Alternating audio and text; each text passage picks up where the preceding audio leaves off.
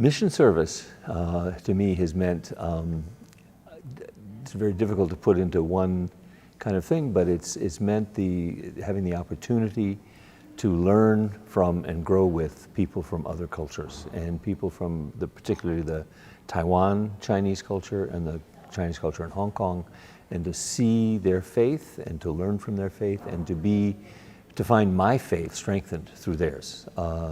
The strength of their faith in the midst of struggles and difficulties has been a real inspiration to me. So to share across the cultural and language divide has been very, very, very meaningful to me.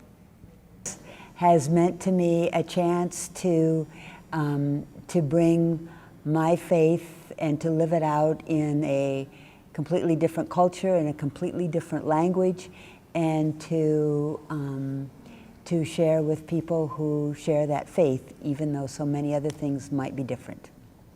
I taught New Testament studies at the Lutheran Theological Seminary in Hong Kong, and had the chance to be with, work with, learn with, teach and learn from students from Hong Kong, China, and Southeast Asia and all other parts of the world, just to see some of the human interaction, the ways in which people can enrich each other through their experiences, through their stories, through the service, the caring that they give.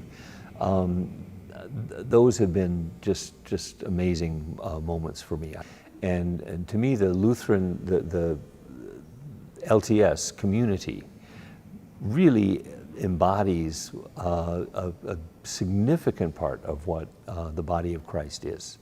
That people from all these different backgrounds come together, study and learn and grow and share and laugh and live together.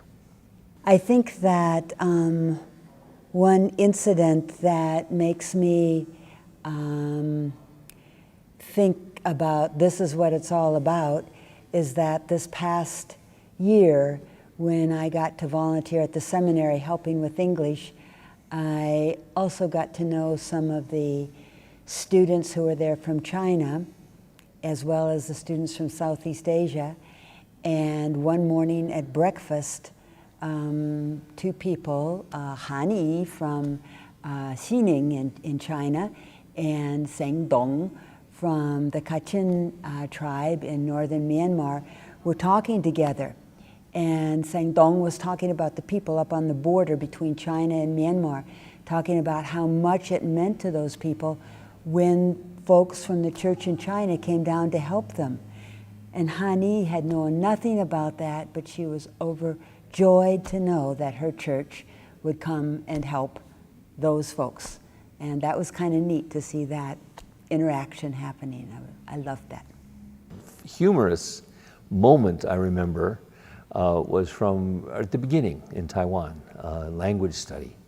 There are many memorable moments from language study, but one in particular I remember is going to the fruit market after a class where I learned the words for some of the fruits, but I forgot one of them. And so I pointed to a banana and asked the man, please, how do you say this?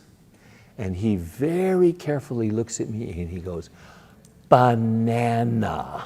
We used to worship with several different congregations in Cantonese, and I would always help the littlest kids with the Sunday school.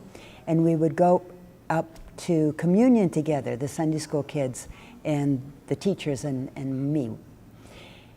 And one of the little boys who had some developmental difficulties was always the recipient of people telling him how to behave and what he should do and so forth and so on. And the kids called me Simu, which is pastor's wife. And so I went, and I especially liked this little kid. And so we walked up to communion, and everybody was quiet, the whole congregation behind us as the Sunday school kids, and we teachers took communion. And I was holding him because I thought this will help little Nathan to behave a little bit better if I hold him. And the prayer came during communion, and I continued to hold him, but he looked up at me and he said, Close your eyes, Simu.